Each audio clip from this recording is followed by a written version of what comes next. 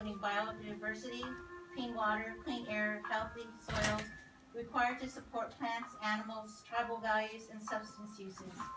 And if you could see this a little better, one of the main things that we have in Environmental Trust is a brochure about Environmental Trust. And because community involvement is so important, it is also on our brochure and explains why community involvement is so important to us. And one of the main reasons is because we do go out to the communities and we do ask you what's going on in the communities. And we listen to what you say. Just for example, Mineral Hill, Barb brought that up so many times, and we went and did the cleanup there. And because we're in a rural area, the tribe is, we have a lot of barriers that we face. We have email issues, our email goes down. We travel through the reservation. We do not have a lot of cell phone service. So how can we break down these communication barriers? A lot of it has to do with building strong working relationships. And by building these relationships, we gain trust and credibility. And that means working with other tribal programs. We work well with planning. We have members on the SWAT committee. We work with the Tribal Tribune. They get out our messages when we have burn bans or anything other environmental issues that happen. And we're active, and I'm very active in community organizations. And people ask why. And one of the main reasons is because when I hear somebody that has an issue, I take it to heart and I try to find out what can we do to help that person, what can we do to help the community as a whole. And so I'm part of the Tickle Pink team and also the Nespelem American Legion. And when I have an issue and I want information to go out, I don't always have to depend on email. I don't always have to depend on Facebook. I can call my friend Barb and say, Barb, this is going to be happening this week. And she'll go out and she'll contact people. And then it's just by word of mouth. So a lot of times that is how I'm able to get information out. As far as community and educational outreach, I go out to the schools, all the local schools in the area, and I give updates on what's going on in our environment. Why do we have a burn ban? What is a burn ban? We explain to students what can they do to help relieve some of the items that go into our landfills. What can we recycle? One of the largest things that we're involved in is Earth Day. We have 800 to 1,000 people that come to Earth Day. And this Earth Day is by Environmental Trust and Planning, Environmental Trust and Recycling Facility. Community involvement plus recognition equals success. I don't know why I can't get this to work right, but this picture right here, I actually went to Lake Roosevelt High School, and this is the first year we had our Native Youth Artist Contest. And Bailey Stanger won the contest. This is her picture there. I just happened to go to the school and I was going to drop off a certificate to show that she made a difference and also give her a certificate to Walmart. When I walked into school and I told the secretary why I was there, she said, could you have a seat, please? So I sat down. 5 minutes went by. And I'm thinking, doesn't this person know I'm busy? Doesn't this person know I got other things that I need to do? I was sitting there looking at the clock because I'm a very impatient person. So as I'm sitting there, all these other people start wandering into the office. And all of a sudden I see Bailey walking down the hall and going, thank God. Well, anyway, the principal comes out and he says, Bailey, there's someone from the Cabo tribes here today to give you a certificate of appreciation. I was like, wow, put on the spot. So I went ahead and I gave Bailey an appreciation. I told her, thank you for what you've done for your artwork. We're going to be using it in our pamphlets. And I gave her a gift certificate. And those people that had wandered into the office were her teachers. They clapped for her, and that made a big difference, not only to her, but to me. So this year is our second year of our Native Youth Contest. And we recognized the students at Earth Day.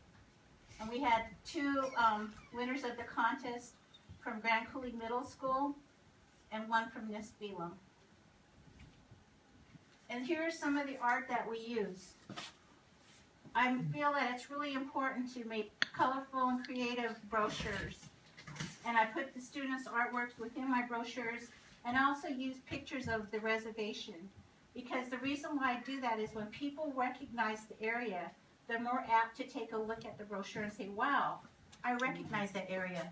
That's St. Mission Mary's, you know, that the fire at St. Mary's Mission. I see that, I recognize it. We also do public notices for burn bans. And we broadcast through this through the email system. It's on Facebook, and it's also on the Tribal Tribune. And the reason why we do this is because it's important for people to know what's going on, because a burn ban affects people's health. And although we try very hard to get the information out, there's always those people that do not listen or they do not understand. And this is just kind of like an article about a person in Electric City. Tribal members live in Electric City. They saw the burn ban. They saw it through our email system. Yet they saw the chief of the fire department burning in his backyard. They were upset. They wanted him fired. They said, off with his head, we want him out of there. So what they did is they put this article on the front page of the Star, and they said, we're going to use this as educational outreach. We're going to let him know that we're going to publish this. They put his name in there. He was embarrassed, and you know what? He listens to burn bans now. And because a lot of people didn't know what a burn ban was, we wrote an article and put it in all the local papers that describes what a burn ban is and why we have them. We also went to schools and explained burn bans and how they affect the health of our youth and our elders. And after I leave the school, I do a brochure showing what I went to the school and what I talked about. It discusses all the things we talked about, and I put pictures of the students in there, and I send this to the school. I send it to the school so that they can give it to the students. The students see their pictures, and they love seeing pictures of themselves. They get to read what they learned that day while I was there. They take this information home back to their parents, and their parents could learn something too. I received a call from a non-tribal member, irritated, and said, we have pollution in Cooley Dam. This is a reservation. What are you going to do about it? And I said, well, what's going on? And he said, well, they're building that school, and there's dust everywhere. It's flying. What are you going to do about it? I said, I'm going to get somebody down there right now to check it out. We sent our program manager for air quality down there. He went and talked to the contractors. Chris came back and said, what can we do? What should we do? And I said, well, we can do a fact sheet for contractors that come to the reservation that do not realize that we have tribal codes that they need to follow. So we went and I took pictures of our contractors that work on some different sites. At that time, they were building the Colorado Indian Housing Authority building. I took pictures of that, some other things, and we put our tribal codes in there, and then we explained when contractors come to the reservation, the rules that apply.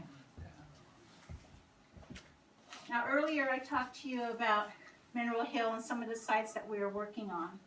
This is our repository where we keep all of our information on our sites.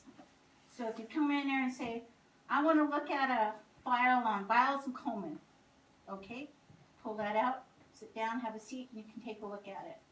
It contains information on all sites located on the reservation where a cleanup and assessment activity has occurred in the past or presently occurring.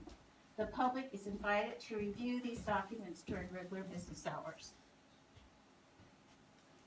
Every year we have a public meeting of the first of the year, and this is our last year public meeting. As you'll see, Mineral Hill is there, and Nespelem Post and Toll. And we talk about informing the public of hazardous waste activities on the reservation through a, Don likes to call it State of the Program Luncheon, as well as project-specific meeting. And this year is, of course, my heartbreaker. I mean, it makes me happy when I talk about this because actually it's always important to show respect. We respect the people that tell us about these sites. We show them that we listen to them. We invite them to share with us in a ground blessing ceremony. And at the ceremony, we thought about the people that signed that petition that are no longer with us. But yet their families are still there, still saying, we did not like what happened there, and it's important that we show respect. Tell them why it was, you know, why the people wanted it cleaned up. Oh, because it's a root digging. We used to dig roots there. And because of the contamination, nothing would grow in that area, and people were scared that it was contaminating. Yeah, it wasn't all fenced. the plants. It wasn't fenced. Yeah, and we put a fence there too. We also show appreciation to the people that we deal with. For example, this poster was created and sent out to EPA. And what it says on there, it says, when we seek to find truth, we seek those that care about the environment. The Confederated Tribes of the Cabo Reservation Office of Environmental Trust extends many thanks to you for your role in the Cumbia River remedial investigation. Your work helps the Cabo tribe in protecting our tribal resources, cultural values, and preserving tribal lands for future generations. So this is me. I'm going to be continuing the path that I've been set, continuing educational outreach to local schools, continue to support community activities, and I invite everybody to come tomorrow to the luncheon we're having at the Nespelem Community Center tomorrow to raise money for the Christmas party. Continue to update the tribal webpage, continue to provide air quality information